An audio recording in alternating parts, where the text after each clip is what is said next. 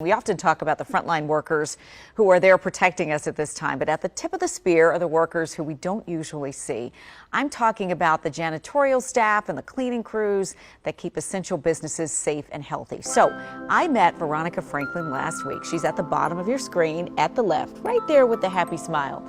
She joined me for a virtual town hall and she talked about the work that she and countless others do in the name of health and safety. Well, Veronica is part of the team of housekeepers at George Washington University. They clean and sanitize the Gelman Library and the dormitories too, and they work so hard, but they get very little fanfare. So tonight we salute them. Veronica and Matthew Williams on the outside, and in the middle, Curtis Peace. All right, so Veronica, thanks for coming on the show, our FPCM show. I think that's what we're gonna call it from now on. I still haven't made up my mind, but we're getting closer.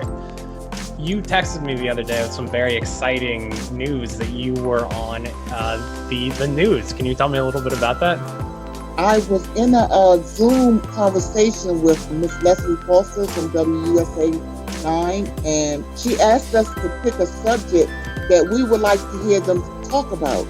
I was thinking about how they always talking about, and they deserve it, the frontline people, the doctors and nurses, they deserve it, but I wanted them to acknowledge the essential workers as well, especially housekeepers and janitors and things like that, because we come every day and work hard. So I figure we deserve a little shout out too.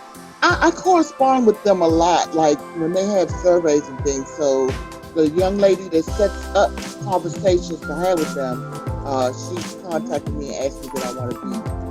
Some other people was talking about how they not looking forward to coming back because they're concerned about the cleanliness of the building. And I said that we take pride in our work. And I was kind of adamant about it. So Leslie was intrigued. She wanted to hear more of what I was taught. Can you tell me what the 3 service priorities are? Safety, care, and efficiency.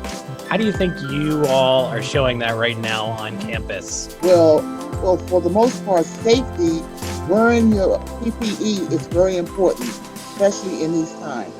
And because we take pride in what we do, we have to have care because it goes hand in hand. Efficiency, we want it done well so that we don't have to go back. We do what we do for our students. We love our students. They are bread and butter, but they're also in our hearts. So we do what we do to make sure that they are safe and cared for. And that's exactly what I was about to ask you next, was how do you think that the work you're doing now will affect students when they come back in the fall? Tremendously, because we are going to be making sure everything is sanitized and safe, because we need them to be safe. Because when they're safe, we're safe. And here in Gilman, I'm going to make sure of it. Can you tell me a little bit about the work housekeepers are doing across campus right now to prepare for students to come back? Yes, we are making sure that all the high-touch areas are wiped daily still, because we have contractors coming in and out, shining things up, other things as well, shining things up. So when they get in, it'll be fresh and sanitized. Shampooing carpets, wiping the walls down, high dusting, elevators are being cleaned out, and bathrooms. We are having those high back. We're getting ready. This is something I've been asking everybody, but I'm always interested to see how people are connecting safety, care, and efficiency to things outside of GW. I think there's work PPE and there's travel, going home PPE as well. I make sure I have my mask on. Washing your hands helps a lot. And I carry hand sanitizer in my pocket because sometimes I have to catch the bus. So, that's scary, but yeah, I think being safe. So what have you been doing in the time when you're not at work, when you're stuck at home in quarantine? Cooking. I am cooking. Cooking? Way too much. I'm going to float past you one day. Please reach up and pull me down.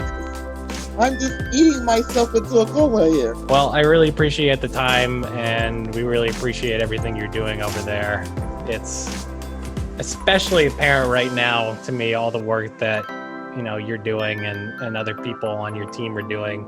Now that I'm sort of stuck at home and sidelined, it's even more obvious how much work you all are doing. Thank you for having me so much, Casey. I appreciate it.